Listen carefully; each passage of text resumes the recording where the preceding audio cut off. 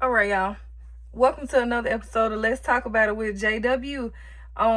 Today we're gonna talk about the Kada Scott case because it's been weighing real heavy on me to just get into it and touch on the topics and the stuff that's going on with it.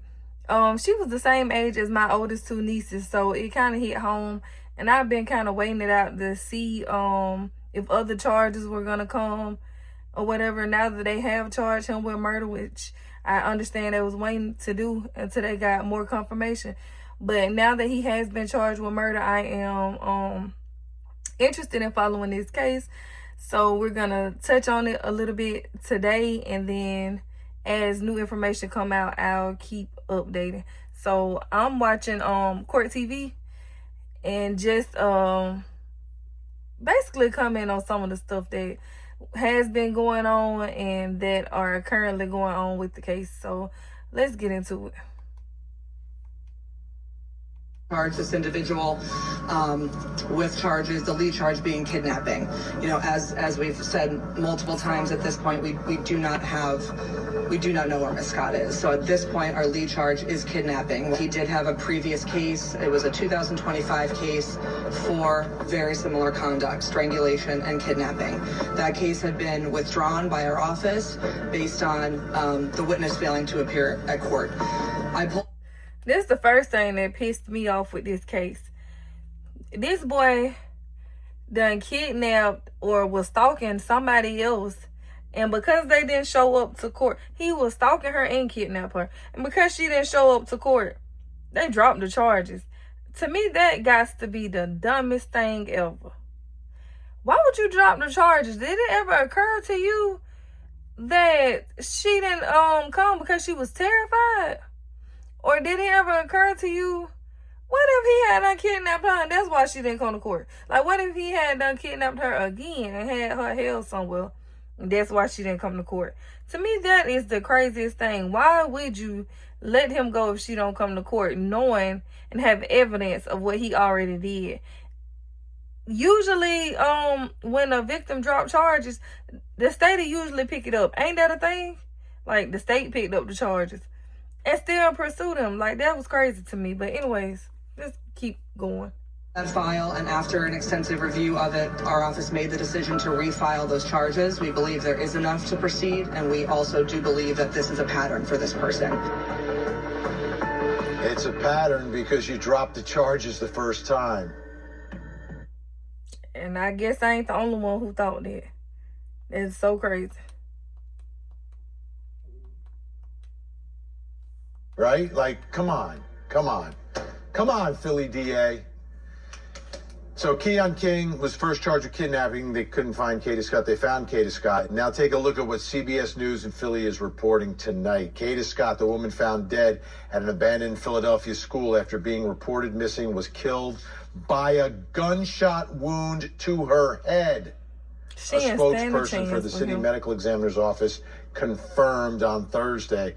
The news comes a day after the office ruled the cause of death a homicide, leading to murder charges against Keon King, who was already charged with burning a vehicle that authorities say was used to transport Kada Scott's body.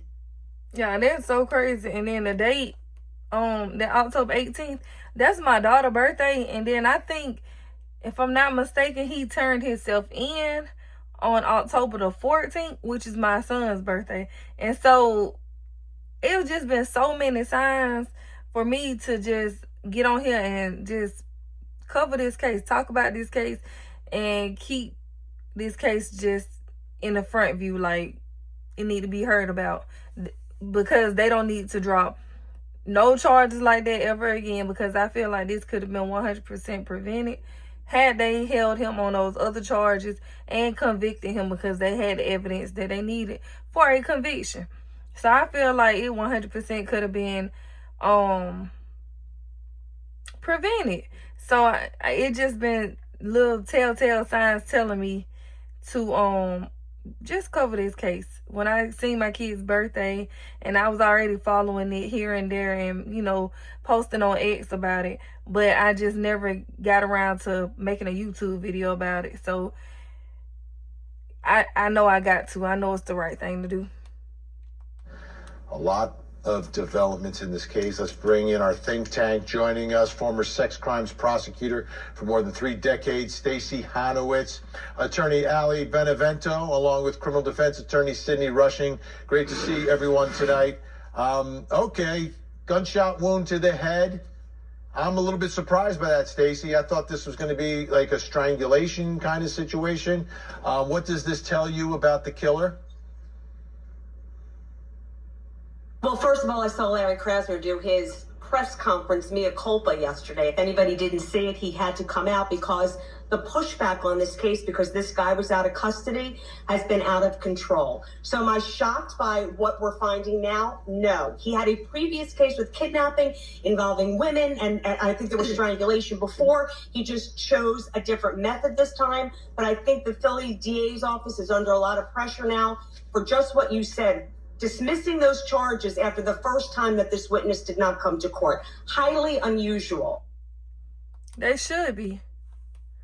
They should be. They should be under so much pressure.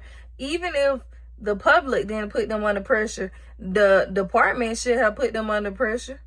Because why would you do that? Like, why? What in your mind said, okay, this the only person he gonna do it to? And I wonder what his record is like prior to that. Like, did he have a extensive criminal record to the point where they should have used that or took that into accountability or into account before letting him go? Like, I don't know. Something ain't right with this. It's crazy. Yeah, highly unusual, especially, Ali, when you had a video of the crime. Exactly. Well, I mean, it makes it really difficult. I can't believe I'm coming to the defense of the DA right now, but it makes it very difficult to prosecute those types of cases when you don't have a cooperating witness. But I certainly understand now they're bringing that back. If they have the video evidence, they think they can prove it, then so be it. But, you know, it's very difficult for them to bring those cases when they don't have anyone to pursue them in the first place. And so it sounds like that's what happened. I don't know. Unfortunately, the consequences, like everyone said, have been tragic. Yeah, when I was a prosecutor, though, we had these things. What did we call them? It starts with an S. What's the word? Oh, a subpoena. Subpoena? I would serve a subpoena on the witnesses so they would show up. Then if they didn't show up Exactly. It's so, what they say is multiple ways to skin a cat. This is one of those situations. Girl, what if he would have took your life when he kidnapped you? What if we weren't able to save you when you got kidnapped? You need to step up and speak out to prevent that from happening in the future. They could have subpoenaed her and got her to come to court and testify against him. It's more than one way to skin a freaking cat or milk a cow or whatever they say. This just don't sit well. To me, this got lazy, wrote all on it. Just didn't want to deal with it. And I can think of 1 or 2 reasons why they didn't want to deal with it. I hate to bring it up, but race. Because maybe they just didn't care because of who it was. Or just pure laziness. Like, I don't understand it. first time and they were crucial, we would send someone to go get them. That's how it works. It's like 101 prosecuting, if you're a prosecutor, as opposed to being a criminal defense attorney pretending to be a prosecutor, which is what's happening in Philadelphia. Now, take a look at this new detail, Sydney. Video evidence suggesting that 2 people may have been involved in moving and burying the body of Kada Scott. Video footage from the area where Scott's body was found showed 2 people get out of a vehicle around 11:30 p.m. the night after she disappeared. Around 4 a.m., they are shown removing a heavy object consistent with a human body out of the passenger side of the car and then carrying it in the general direction where her body was recovered. So how much they got to lean on this other person? They got to find out who they are and lean on them, right? They're going to get a lot of information from this person. Yeah, definitely, because as you know, seeing those things. Hey, when they find whoever the other person, I thought it was another 2 people. When they find out who they is, Baby, they finna be trying to cut deals for them to testify against this boy because they want to wham, bam, thank you, ma'am him. They want to wham, bam, thank you, ma'am him because they let him go. They know right now they gotta have a conviction. They gotta have a rock solid case, no F-ups, no none of that. They gonna wham, bam, thank you, ma'am him. So they probably gonna be handing out some deals with like some accessory after the fact stuff or some stuff like that. Watch. It's circumstantial. So without having that person to say they were either involved and appointing it to Mr. King, her and helping him move the body, they're going to have some issues. And like you were saying about, his prior case being dismissed, if they don't have the person there to testify and say that he did these things, they were against my will, they can't go forward. It's really hard, even with the video, because the video, they have to have a foundational, layout to get it in. I have a DV docket that I'm on every day, and you see it. It's very common that they can't proceed without, the complaining witness going forward. And when you have the officers bring that witness in, you're kind of re-victimizing them, right? You're terrorizing them again, because they don't want to come in and you're forcing them to. Stacey, you're shaking. Well, the unfortunate thing is you run into a situation like this. When I was a prosecutor for all those years, we had horrible, horrific cases where a witness said, I don't want to come to court. I just can't do it. Maybe the first time. And you went to the judge and you said, listen, you've got to reset this. I need to get this. Read the probable cause affidavit. See how horrific it is. You can't just let him go on this when the witness doesn't show up the first time. So yes, there are other ways of getting cases. It is difficult. I agree with you when the complaining witness doesn't come, but there is other evidence that can be provided. And certainly, I think in this case, why Krasner's coming out now is because he realized that this first time around, it shouldn't have been dismissed. It should have been reset to try to get in touch with this victim, because now we're with. Now, how is it that everybody know this except for them? That don't even make sense to me. How do everybody know that is other ways to get this witness to show up besides them? So you just say, oh, she didn't show up, we throwing it out. What? With the seriousness of this case and with the job that you have to do and uphold, that was what you went to. That was what you went with as a solution. That don't even make sense a little bit. These folks got to be stopped. Situation, just like if you let somebody out on bond when the witness doesn't show up, or something like this takes place. So, it's like a double-edged sword, but certainly for him to have a whole press conference on it yesterday, the kind of heat that's going on now in Philadelphia because of this. Okay, now I've got another detail here. I've got another detail that I don't understand it. There's apparently communications that they've uncovered. Police obtained text messages between Kada Scott and a person they believe was Keon King over the week before Scott disappeared, saying King identified himself as Kel. At about 10 a.m., the morning Scott disappeared, she texted that number to say, kidnap me again. Okay, so this is Kada Scott texting the number saying, kidnap me again. Let me know in the comment down below, y'all. What y'all think? Do y'all think he was portraying to be somebody else, or was his nickname Kel? Because I don't get the nickname Kel from Keon at all. But let me know down below what y'all think. Did y'all think he was impersonating somebody else, and she might have been like dating somebody else, and he might have been like coming to pick her up or some stuff? And you know how it be when you date somebody and they pick you up and y'all basically the time get away and you be like, you done kidnapped me.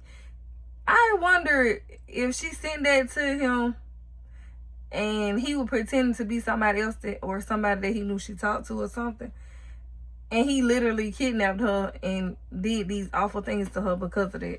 Like, I've been hearing so much stuff about them talking and she didn't want to talk to him no more and all kind of stuff. Obviously, it's all speculation. Some people know the truth, but I'm just outside looking in. So let me know what y'all think down below. Kel responded, better be up to. One of Scott's co-workers reported seeing her upset outside their workplace at about 10 p.m. on the 4th. The coworker reportedly heard Scott say, "I can't believe you're calling me," before she walked toward a parked SUV. Any idea, Allie, what's going on here with these "kidnap me again" text message coming from the victim?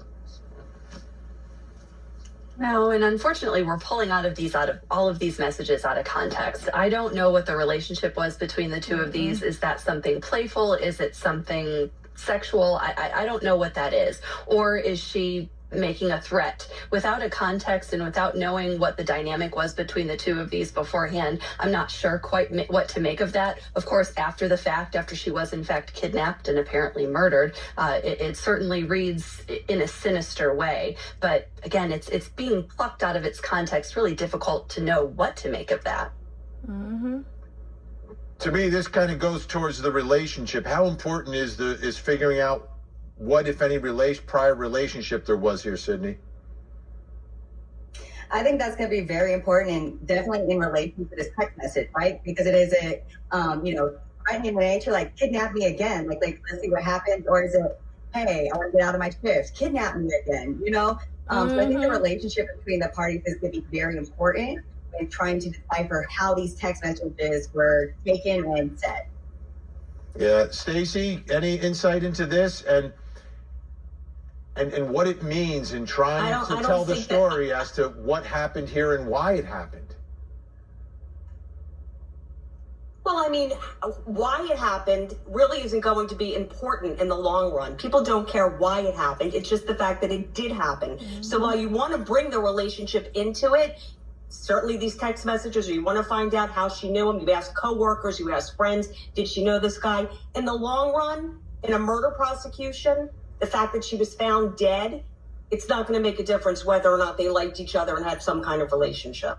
Y'all, I don't know. Let me know what y'all think in the comments down below, because like they say, context is going to be everything in this case, because Kada is not here to speak for herself, and it's basically his word against what they believe to be true, and they gotta just prove it. They gotta figure out how to prove it. And I hope the messages dig way deeper. Like, I hope they uncover a whole lot of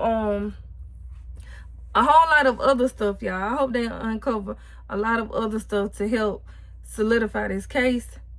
And whoever helped him, I hope that they come forward and do the right thing, because at the end of the day, this was somebody's child, and it's just not your place. It's not your place to take her out just because you feel like whatever is not your way. I don't know what the situation was, but I don't know. Either way it go, it's a sad story. She was only 23, if I'm not mistaken, lived a short life and still had plenty of life to live. So I'll be keeping up with this case as it develops and more information comes out.